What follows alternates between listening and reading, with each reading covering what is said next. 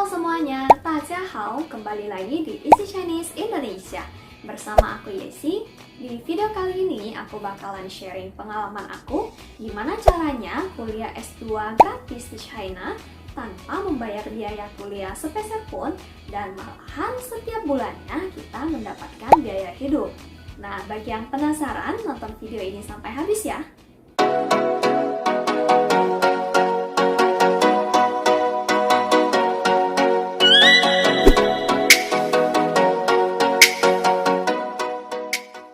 Nah, jadi aku kuliah S2 di China, tepatnya di Suzhou Daxue atau Suzhou University, karena mendapatkan beasiswa dari Zhongguo Zhengfu Jiangxuejin atau beasiswa pemerintah China. Jadi Zhongguo Zhengfu Jiangxuejin ini memberikan beasiswa untuk kuliah dari S1 sampai S3, bahkan bisa juga untuk kuliah hanya 1 tahun untuk belajar bahasa. Nah, Zhongguo Zhengfu Jiangxuejin ini memberikan beasiswa full, yang artinya kita tidak perlu membayar biaya kuliah sepeser pun, dan kita juga disediakan tempat tinggal gratis, yaitu di dormitory kampus masing-masing, dan bahkan kita mendapatkan biaya hidup bulanan. Nah, di video kali ini aku nggak akan sharing secara detail untuk setiap programnya, tapi aku hanya akan sharing pengalaman pribadi aku apply beasiswa S2 di China untuk jurusan pendidikan bahasa Mandarin dengan masa kuliah 2 tahun. Beasiswa ini ada beberapa jalur pengajuan. Yang aku apply itu ada 2, yaitu jalur Kedubes dan juga jalur Mandiri. Nah, yang jalur Kedubes ini maksudnya kita mesti ngirim dokumen fisik ke Kedubes China yang ada di Indonesia. Dan kalau untuk jalur Mandiri itu kita ngirim dokumen fisik ke kampus yang kita pilih. Persyaratan untuk apply beasiswa ini cukup simpel, yaitu bukan merupakan warga negara China dan pastinya harus sehat jasmani dan juga rohani. Dan untuk batasan usia, kalau S1 itu maksimal umur 25 tahun, S2 itu maksimal 35 tahun, dan S3 itu maksimal 40 tahun. Dan biasanya buka pendaftarannya itu di bulan Januari sampai bulan April. Dan nanti mulai kuliahnya itu sekitar akhir Agustus atau awal September, tergantung kebijakan masing-masing kampus. Nah, untuk dokumen yang diperlukan, yang pertama yaitu harus punya paspor, yaitu sebagai identitas diri kita, karena kita nggak mungkin ngedaftar pakai KTP ya. Jadi yang belum punya paspor mesti bikin dulu, dan yang udah ada paspor juga mesti diperhatiin masa berlakunya masih lama atau enggak.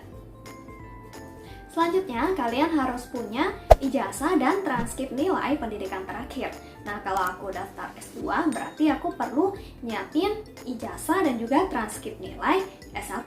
Dan harus diingat, harus dalam versi bahasa Inggris ya. Jadi, bagi yang ijazah dan transkrip nilainya masih dalam bahasa Indonesia, maka harus diterjemahkan dulu oleh penerjemah tersumpah. Dan karena kita kan mesti ngirim dokumen fisik ke Kedubes atau enggak ke kampus yang kita pilih. Nah, tapi kita nggak mungkin kan ngirimin ijazah dan juga transkrip nilai aslinya kita. Maka kita caranya itu di fotokopi warna atau di scan beberapa lembar, kemudian dibawa ke notaris untuk dilegalisir, yaitu untuk menyatakan bahwa hasil fotokopi atau scan ini benar-benar dari dokumen aslinya atau dari ijazah aslinya, jadi bukan hasil edit-edit atau hasil tipu-tipu. Selanjutnya, kita harus menulis rencana studi minimal 800 huruf dalam bahasa Mandarin ataupun bahasa Inggris. Nah, biasanya rencana studi itu bagian pertama isinya perkenalan diri, yaitu nama, asal negara, usia, lulusan universitas mana, dan informasi lainnya.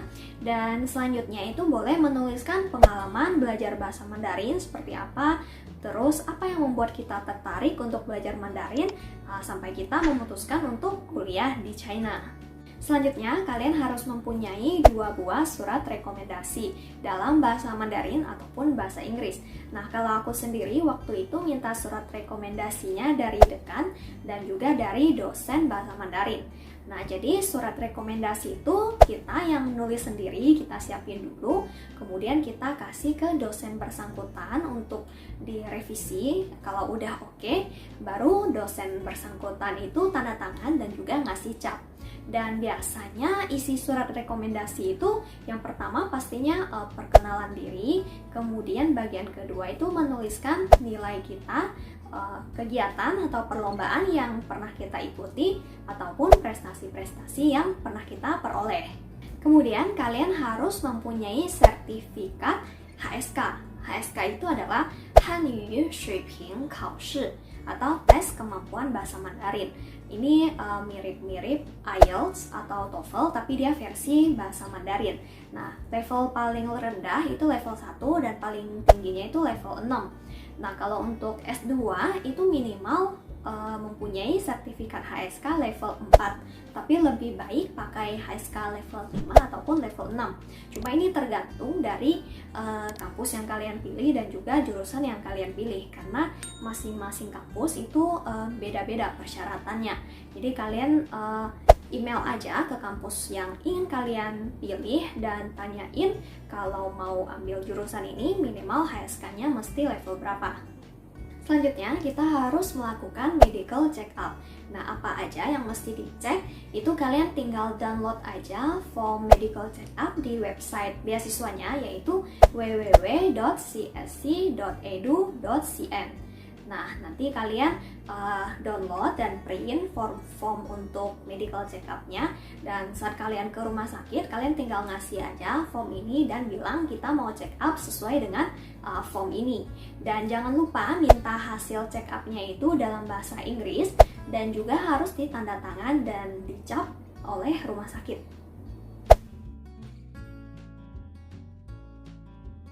Dan yang terakhir, kalian harus membuat SKCK atau surat keterangan catatan kepolisian yang menyatakan bahwa kalian tidak pernah melakukan tindakan kriminal apapun.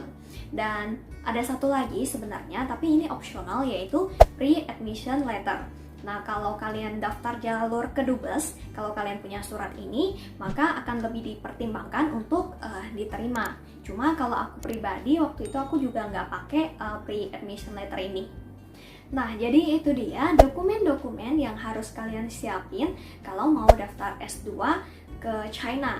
Nah, setelah dokumen ini sudah lengkap, langkah selanjutnya yaitu kalian harus mengisi formulir pendaftaran di website beasiswanya, dan kalian isi semua item-item di formulir tersebut dan kalian upload, scan dokumen-dokumen yang sudah kalian siapkan.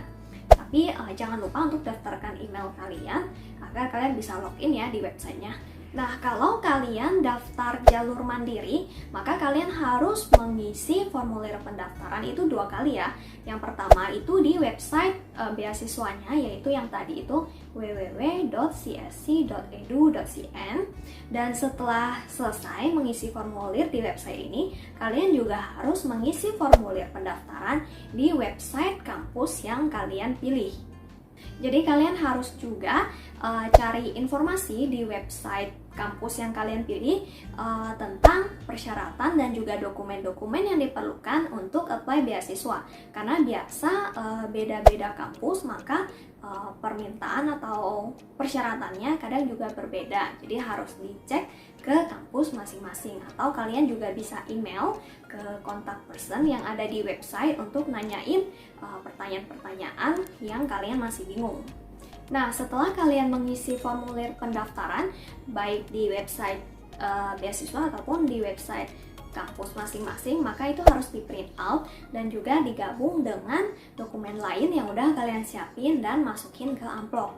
Nah, nyusunnya itu mesti sesuai dengan yang tertulis di website ya. Misalnya nomor 1 itu paspor, nomor 2 ijazah, maka kalian mesti ngikutin urutan tersebut.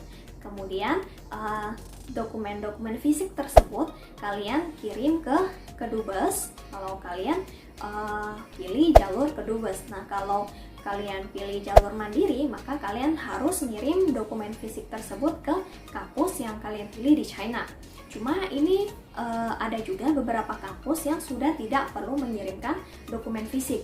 Jadi kalian tanyain aja, kalian email ke kampus yang kalian pilih apakah perlu mengirimkan dokumen fisik.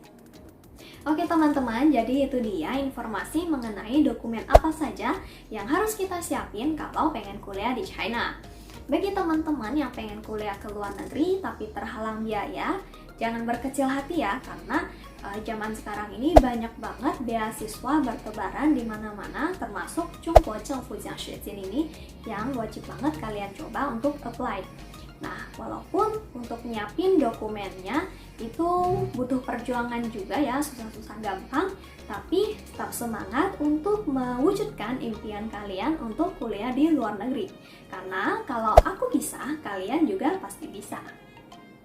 Oke teman-teman, sampai di sini saja video kali ini. Semoga cukup jelas dan cukup membantu bagi teman-teman yang ingin kuliah di China. Nah, kalau kalian masih ada pertanyaan atau masih ada yang bingung, boleh langsung tanya aja di kolom komentar. Dan sampai jumpa di video selanjutnya. Bye-bye!